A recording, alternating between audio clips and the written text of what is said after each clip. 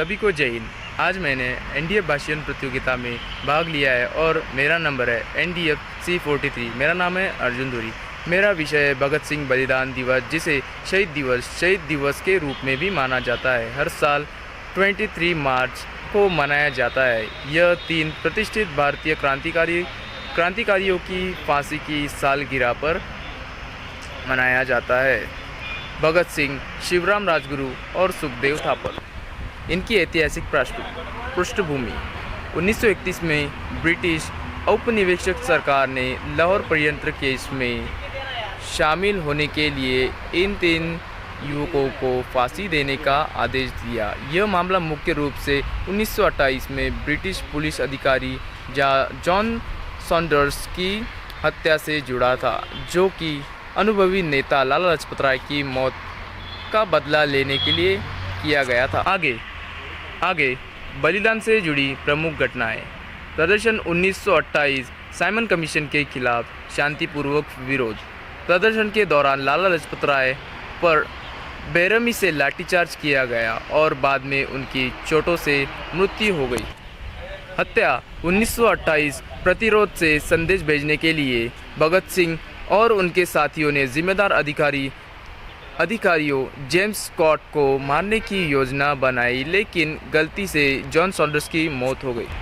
Assembly बमबारी 1929 भगत सिंह और बटुकेश्वर दत्त ने दिल्ली में केंद्रीय विधानसभा में गैर घातक धुएं बम फेंके।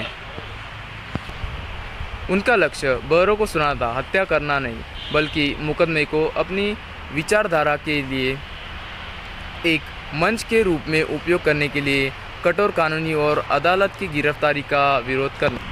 व्यापक सार्वजनिक अशांति और संभावित दंगों के डर से ब्रिटिश सरकार ने फांसी की सज़ा को 11 घंटे आगे बढ़ा दिया। तारीख मूल रूप से 24 मार्च 1931 को निर्धारित की गई थी। इसके बजाय उन्होंने 23 मार्च 1931 की शाम को 7:30 बजे फांसी दे दी। स्थान लाहौर सेंट्रल जेल, वर्तमान में पाकिस्तान। अंतिम क्षण। यह प्रसिद्ध रूप से दर्ज है कि तीनों अपने चेहरे पर मुस्कान के साथ इंकलाब जिंदाबाद, क्रांति लंबे समय तक जीवित रहे के नारे लगाते हुए और देशभक्ति के गीत गाते हुए फांसी पर चढ़ गए। गुप्तदाह संस्कार। सार्वजनिक विरोध के डर से ब्रिटिश अधिकारियों ने गुप्त रूप से उनके शवों को फिरोजपुर, पंजाब में सतलज नदी के तट पर ले गए, जहां रात के अंधेरे में उनका अंतिम संस्कार दिया गया। इस दिन का महत्व बलिदान दिवस एक शोक दिवस से कहीं अधिक है। साहस, बौद्धिक कठोरता और निस्वार्थ सेवा के मूल्यों पर विचार करने का दिन है। युवाओं के लिए मुख्य रूप से भगत सिंह एक आइकॉन का भी काम करते हैं।